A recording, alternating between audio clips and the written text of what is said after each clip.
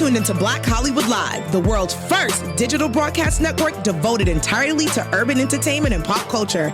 Tune in right now.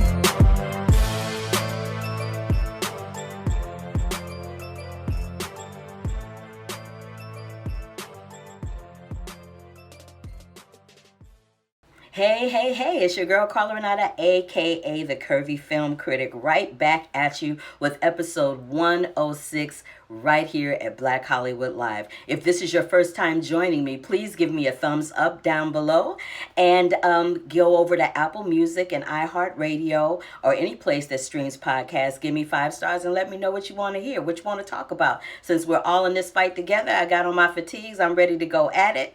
And tell y'all what's hot, what's not, what to stream, what not to stream, what's coming up, what I saw. So luckily, what happened was there were a lot of films I had to review prior to the stuff hitting the fan, so to speak. So I'm going to let you guys in on all of the shenanigans regarding that right about now. So there's a film so let's just get into it. There is a film called Blow the Man Down. It's streaming right now on Amazon Prime as of March 20th. It stars Margot Martindale. Now, if y'all don't know that name, you know that face. She has been the person lifting up people like Meryl Streep, Julia Roberts, all types of big name stars throughout the years, over the years, in a variety of different films as a supporting player. I've never really seen Margot in a starring role. She did do a movie a little while ago with John Krasinski where she played his mom, and she was wonderful in that, but that didn't get a whole lot of airplay.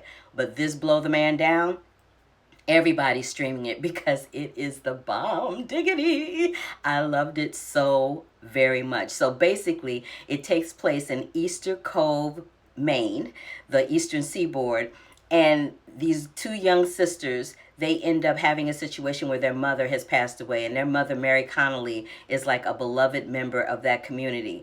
But in the wake of her death, some shenanigans go down, an accidental murder goes down. The sisters are trying to cover it up, and in the process of them trying to cover up this murder, this accidental murder, they discover some really dark secrets about their mom and about some of the residents in Easter Cove, Maine. So that's what's going down with Blow the Man Down. Now, back to Miss Margot Martindale. Margot Martindale is a force to be reckoned with. She's giving me like Eastern Seaboard Don Corleone, complete with like a cane and everything. But it is those moments where Margot, as the character she's playing, Enid, doesn't say one word. She is eerily calm, but immensely frightening. It's a thriller. It's got that Coen Brothers kind of vibe happening to it. You guys are gonna love it. It's streaming right now over at Amazon Prime. Please check it out. And it's directed by a chick, Miss Bridget. Bridget. Yes, Bridget Savage Cole is the director. Check it out. Amazon Prime, Blow the Man Down. Now, I got my little notes over here so I can see what's going on, because y'all know how I roll. I can't remember nothing. So, The Invisible Man. I told y'all I would eventually get around to seeing it, and unfortunately, it literally took a virus for me to keep still in order to see it. So, The Invisible Man, along with The Hunt, are both streaming online. This is the thing. It's not streaming on a platform where you are, well, some of them are streaming on platforms where you already have a subscription, but they're costing $19.99 a piece. Now, there are some thoughts about that. People are a little salty about them charging $19.99 when folk don't have money. They're not sure where their money's coming from, and I'll get into that a little later. But I went ahead and plopped down the $19.99 for The Invisible Man because I hadn't seen it yet. I really wanted to see it, and I wanted to see what the big hype was about. I'm not a big horror fan, but I do love thrillers, and I do love Elizabeth Moss. And let me tell you something. Elizabeth Moss is a force to be reckoned with in this film. If it was anybody else but her in this movie, I'd be like, I don't know if I want to see that. But Elizabeth Moss is the only person I know that could hold the attention on screen with this type of film. Now, a lot of people knew The Invisible Man, including myself, from those old cheesy 1950s, 1940s quasi horror films from back in the day. So I was like, really? They're going to redo The Invisible Man? Do I really want to see that? I don't know if I really want to be bothered. But let me tell you something. The Invisible Man was the bomb diggity. It was so good. I enjoyed it immensely. It's directed and written by Lee Wannell. I hope that's how you pronounce your name, Lee. And if it's not, boo boo, I apologize. But it's written and directed by him. And what happens is Elizabeth's character is in this really volatile relationship with a man. We've seen that premise before. We see how it turns out. Either the girl gets away or she gets killed. You're like, seen it before. Who cares? You gonna care with this one because Elizabeth Moss is doing things in the middle of a screen with special effects and nothing but her in the room being thrown around and flying around that I've never really quite seen anything like it before. It was fascinating to say the least. Her co-stars are Aldous Hodge, which he had a great year cinematically last year, but I was kind of sad that in two of the films I saw him in, he was playing a prisoner. So this was nice to see him not playing a prisoner and playing a police officer and just giving me all the feels. It was absolutely fantabulous. Storm Reed played his daughter. Now, I have to say, I love Storm Reed. She's a gorgeous girl. She's a really grounded and growing into a really fabulous actress. But I'm getting real tired of seeing her in these films where she running from somebody and screaming. Can we get his child something of substance? Because she can handle it. I promise you she can. So, this guy that Elizabeth Moss's character is involved with, he dies, kills himself supposedly, and leaves her $5 million on the contingency that she doesn't get arrested or anything like that. Well, she gonna get arrested, so there's that.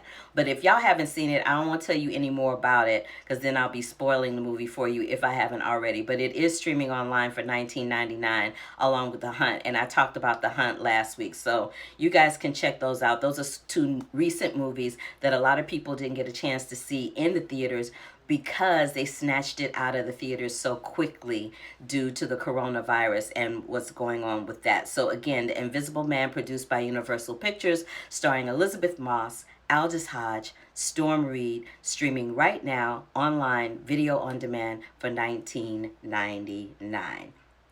Now, another film that I saw, which is also another film that it was going to have a theatrical release but didn't get a chance, is called Swallow. And I've seen a lot of psychological thrillers and dramas lately. I really kind of needed to see some comedy, but I'll tell you what the comedy things were that I watched a little while ago. I'm in a little bit. But I watched this film called Swallow. And Swallow was interesting because, let me get my notes together. Swallow was interesting because it is starring this young woman named Haley Bennett.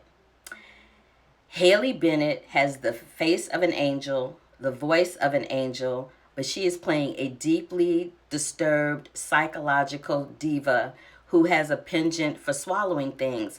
And you're not sure if she does it because she needs attention. You're not sure if she's doing it because she is abused and she needs attention in that way. You're not sure if she's doing it because she is curious. You're not sure why she's doing it, but at some point you get the feels that, ooh, something might be wrong with her. And then you do find out that there's this deep, dark secret that has been lurking in the background that explains why she's running around swallowing stuff.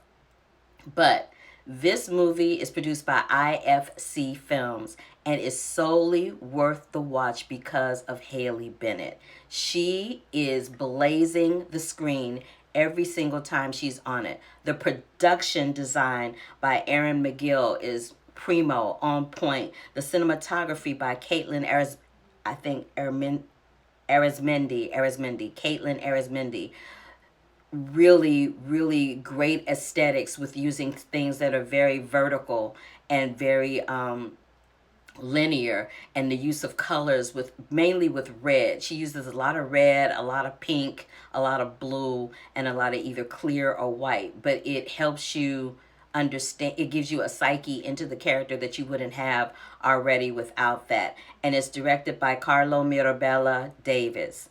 It is called Swallow. It is streaming online right now. You guys will get your entire life. It is solely worth the watch because of Haley Bennett's performance. Again, that film is called Swallow. Now, I saw another film that was a little dramatic. It was called Human Capital. It's streaming online right now too. Now, Human Capital is based on a book from 2004, right? And usually when they adapt books from a book into a feature film, there's always something lost in the translation. And I kind of feel like that was the case with this. But what wasn't lost in translation were the performances from Liev Schreiber, Marissa Tomei, Peter Sarsgaard. Those three actors, I don't care what they're in. The movie could suck, but they still bring it home every time. And Liev Schreiber is kind of leaning into that troubled, angst-ridden character that he's developed on Ray Donovan. You know that show that comes on, Ray Donovan, that he stars in. Well, he's kind of leaned into that character, and that works really well for him on Ray Donovan, and it works immensely well for him in Human Capital. So basically in Human Capital, what happens is his character Drew is in major financial trouble, and most people, when they get in financial trouble where they can't see a way out, they start resorting to a desperate means to get out of it because they think that's going to easily help them, and it never really easily helps them get out of the mess that they're in. He gets in contact with this hedge fund manager, Quint, who's played by Peter Sarsgaard, and Peter Sarsgaard's character Quint is married to Carrie, who's played by Marissa Tomei. Okay, now that I got that out the way. So he gets in touch with Quint, asks him for some help. Quint is involved in some major shady hedge fund mess, and so everybody ends up in trouble. But of course, leave it to the women to come to the rescue. Marissa Tomei, again, is another person that is leaning into one of these dark characters that we hadn't seen her do since she was on Empire. Remember when she was on Empire and she was playing like this shady mob boss? Well, she's not a mob boss in Human Capital, but she's married to this dude who has mob boss tendencies, who is Quint, played by Peter Sarsgaard. And so she's really kind of just leaning into that character, and she ends up saving the day. This is a situation where people are not, it revolves around these two families, Quint's family and Drew's family. And it is showing you the difference between what love and pleasure is as opposed to lies, deceit, and honesty.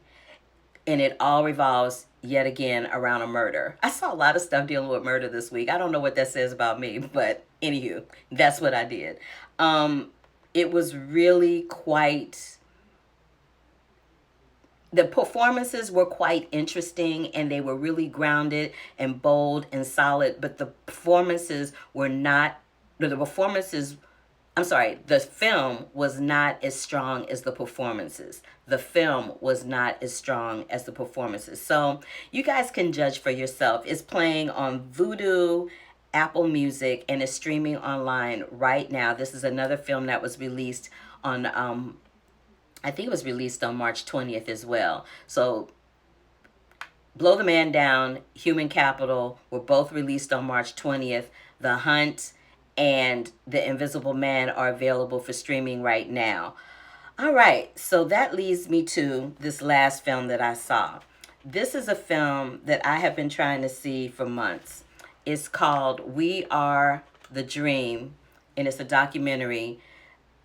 We Are the Dream, the kids of the Oakland MLK Oratorical Fest. I've been trying to see this film since January. I've had the link for it forever, so to HBO, I wholeheartedly apologize.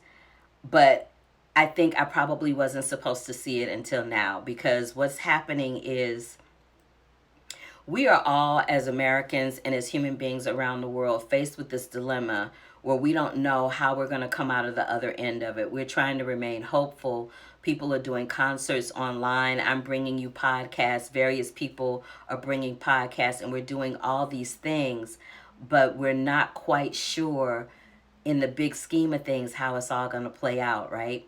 So when I watched this documentary, which is directed by Amy Schatz, who is an Emmy award-winning director, and produced by Academy Award winner Mahershala Ali, who won the Academy Award for Moonlight and for Green Book. They are bringing a documentary that I feel is so sorely needed right now, because what it does is it shows these little nuggets taking the stage and reciting poems and reciting speeches. Some of them are well known, some of them are not known at all. But you've got these little kids that are from pre-kindergarten all the way up through the age of 12 that have taken the responsibility of learning these oratorical pieces and performing them with the hopes of competing at a national level within the confines of Oakland, California Nationals, right? And all they get from it physically in terms of an award is a little ribbon around their neck. But when you're a kid and you put so much time and energy and thought and positivity into something, nothing is better than getting an award. So for these kids, it doesn't matter what kind of award they get. The reward that they got was they were being mentored by teachers who were supportive and loving and encouraging and gave them constructive and not destructive criticism in the process of them learning their pieces. They had parents that stopped what they were doing and helped them learn their lines. They had sisters and brothers who stopped what they were doing and helped them learn their lines so that they could get up in front of an audience and perform to the best of their ability. It is the words of these little nuggets when they are being spoken, the words of Martin Luther King, of Maya Angelou, of little kids. There's one little girl named Lovely Hudson that wrote her own piece about the strong women that we do or do not know about. And she's got her little hands on her hips and she's doing her thing. But this is the major thing that this documentary imparts and shares. It inspires, it encourages, and it shows that the word, the spoken word, is very powerful. It can demean, it can hurt, or it can inspire and incite a positive ray of light in you like you've never known. And there's nothing better than seeing a child come to that revelation. Baby, when I tell you I watched this and I boo-hooed my heart out when I watched it. I cried, I sobbed, and I think I cried and I sobbed because I probably had been holding in all of the angst and the frustration of the situation going on in the world and in my own personal life, how this has hit my own personal life. It gave me that impetus to release. So it's streaming on HBO right now, you guys. And if you want something positive and uplifting, and better yet, something that you can share with your kids, because the whole family can watch this, and then maybe sit around the house and teach your kids something, a speech or a poem, or have them write something, and then once a week or once a day have them do this in the home just to keep them busy, because they're bored. They don't want to be at home any more than some of y'all want them at home. I know I heard somebody on the radio talking about apologizing to the teachers. He says, I know that when you would call my house and say, well, your kid, and I'd be like, well, you just don't know how to handle my kids. You just don't know how to teach my kids. He's like, look, when this is over, I'll be the first one bringing some baked goods up to the school. I teeheed and laughed out loud when I heard that.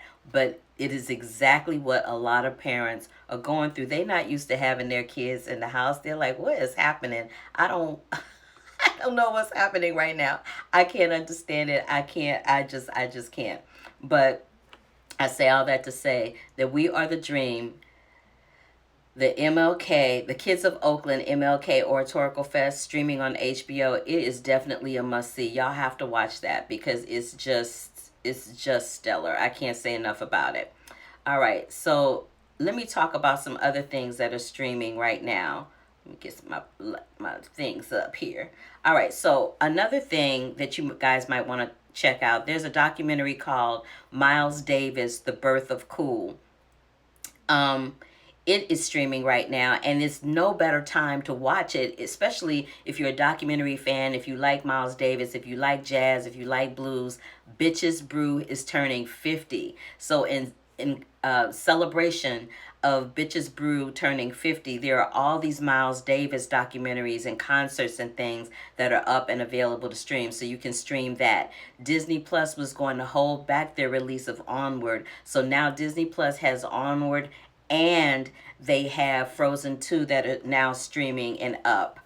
The TV ratings, you guys, have gone like this as a result of everything that's been happening, because people are trapped in the house. I know here in Southern California, we have a stay-at-home order. You know, some people not paying attention to it, some people are. But it's better that if you pay attention, because if you pay attention and you do what they're telling you to do, then we won't have a National Guard out there telling us we can't go to the grocery store. I'm just saying. So that's what's happening there. So a couple of other ones. Sonic and the Hedgehog is going to start streaming on March 31st. That was in theaters for a minute, but now all of the theaters have closed around the world, basically, so you can't even go to the theater to watch a movie. And do you really want to do that right now? I think not. So Sonic and the Hedgehog is streaming right now. Well, not right now, but it will start streaming on March 31st. Oprah is doing a talk. Oprah Talks COVID-19. I'll tell you a little bit more about that in a minute. There's a movie called Dosed, D-O-S-E-D, that's going digital on March 27th. And for every purchase, they're going to donate 10% to the Coronavirus Relief Fund. So that's Dosed, D-O-S-E-D. Be on the lookout for that. Kino Lorber is releasing a revenge drama called Tape on March 26th. Bad Therapy is going to be on video on demand on April 17th. Charm City Kings on April 10th. And, oh yes, and back to Disney. Disney actually shut down production of a... So, you know, a little while ago, I was talking about that, what was it? It's called Genius with... Cynthia Erivo, who was the Oscar nominee, double Oscar nominee for Harriet for song and for Best Actress. So she was shooting an Aretha. So there were two Aretha Franklin projects happening. There was one with Jennifer Hudson, and this one was Cynthia Erivo. This one with Cynthia Erivo was being produced by Disney and Nat Geo, and that production has been shut down, with a plethora of other things that have been shut down, I'm sorry to say. So I just wanted to say that, and I hope that everybody gets back to work soon. I'll share some information with you about that as well. Lionsgate is releasing a movie called Arkansas on May 1st. And it's going to be released on Apple, Amazon, and video on demand. The Way Back, which was Warner Brothers had in theaters, I think it was Warner Brothers, had in theaters for March 24th. Had in theaters, got little to no play because of what happened with the coronavirus. So it's going to be released on video demand on March 24th, again for $19.99.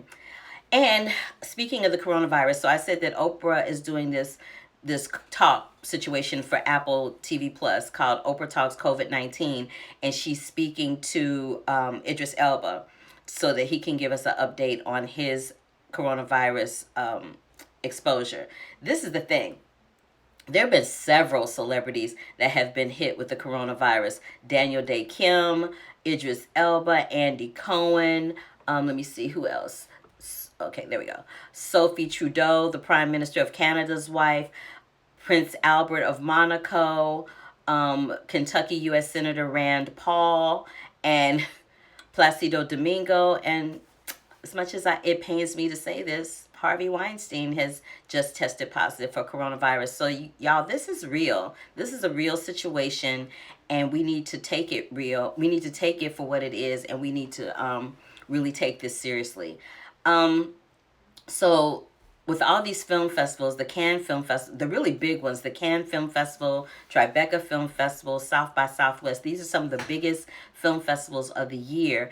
And most of those festivals, I would go to them to see and get a jump on my films and reviews and things so that I could go over to Fox 11 and do pundit work there or write an article for somebody and get paid for it. So we're all asking, how is this going to affect film critics in the long run? How is it going to affect us moving forward? How is it going to affect the entertainment industry in general moving forward? Because there's no new content being put out there. So I'm telling you how it's going to affect.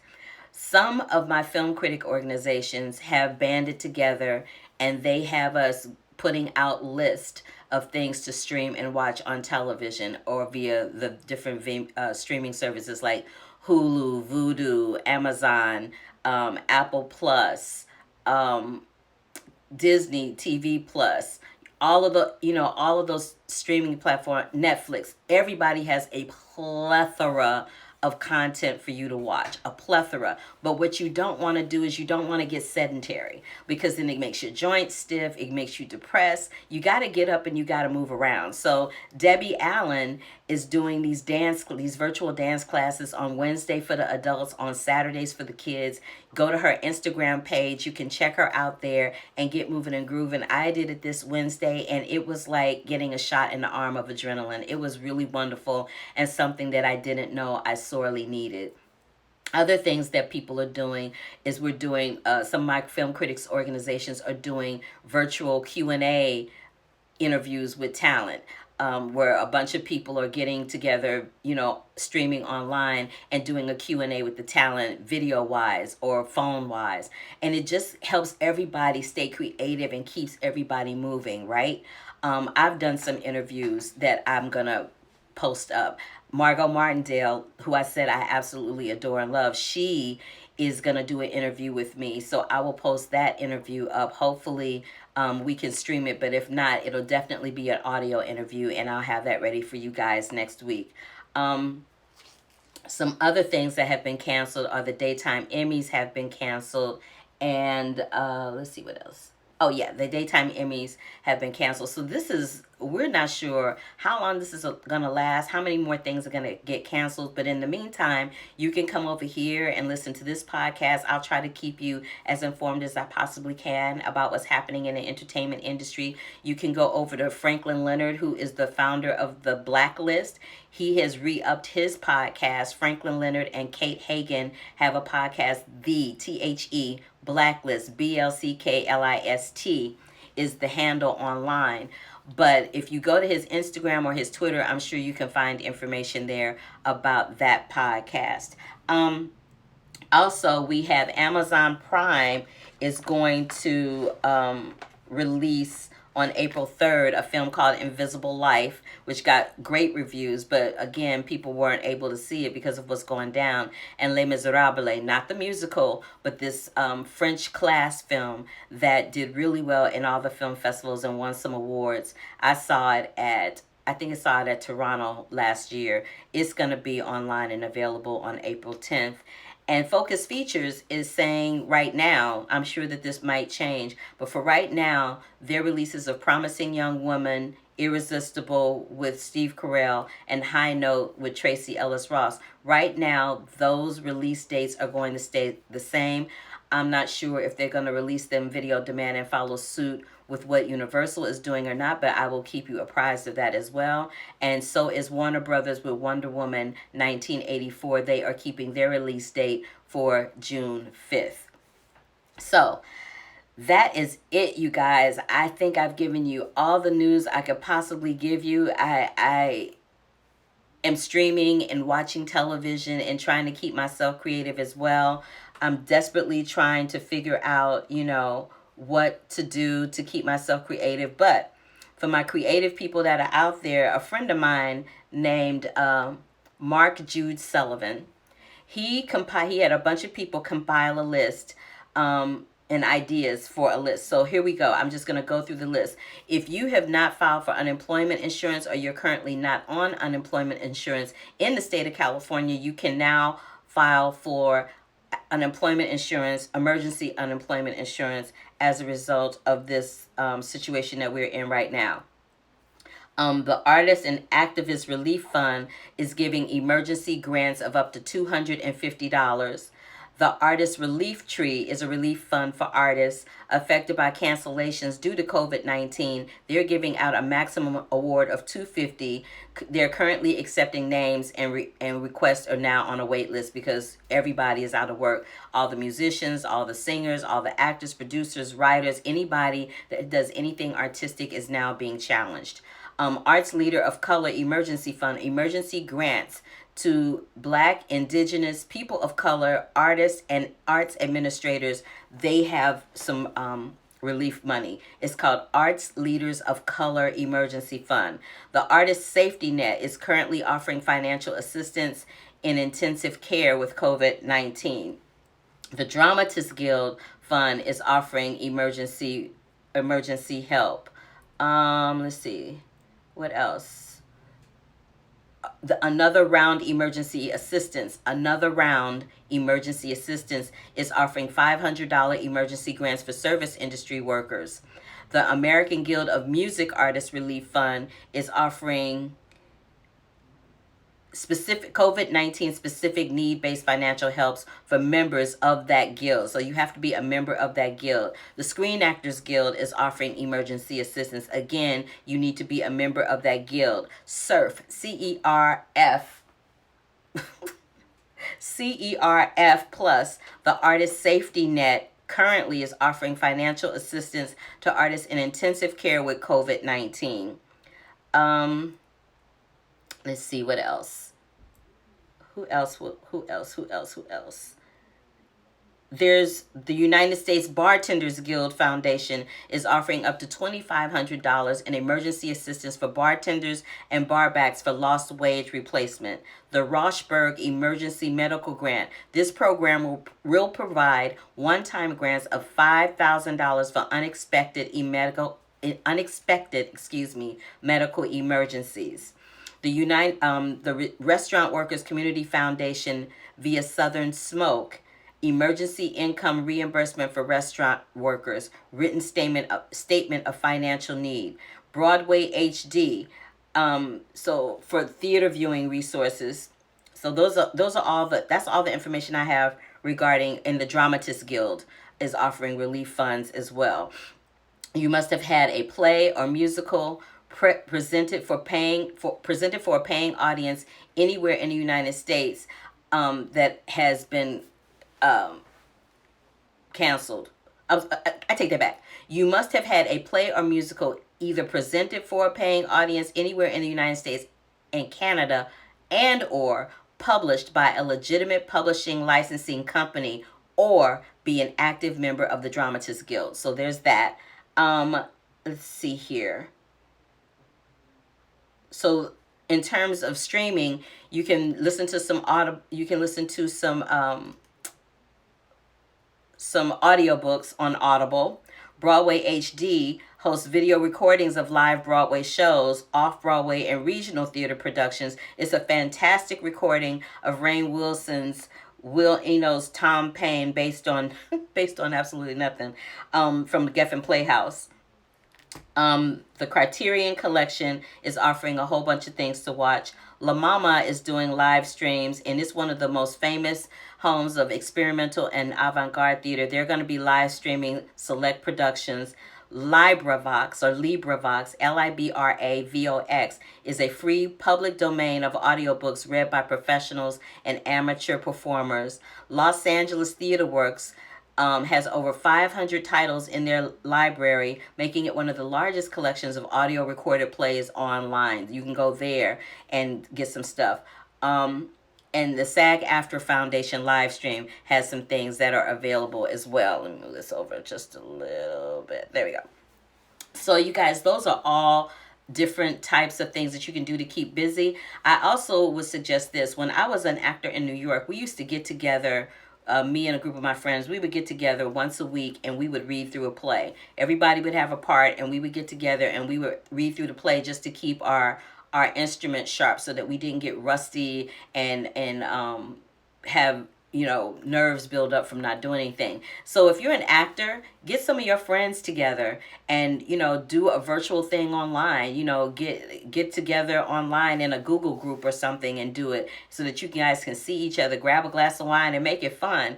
If you are bored and you're by yourself, living by yourself, FaceTime one of your friends and just, have a conversation online where you guys can see each other, because it's one thing to talk on the phone, but it's another to just see somebody and see someone, having in the same boat that you're in, so to speak. And then another thing you can do, a lot of artists are getting together musically and just creating music online, creating podcasts online. So I am with you. I'm there with you. I'm supporting you. I would appreciate it if you would support me as well. I'll be back next Sunday on the 29th with another podcast of the Curvy Critic with Carla Renata.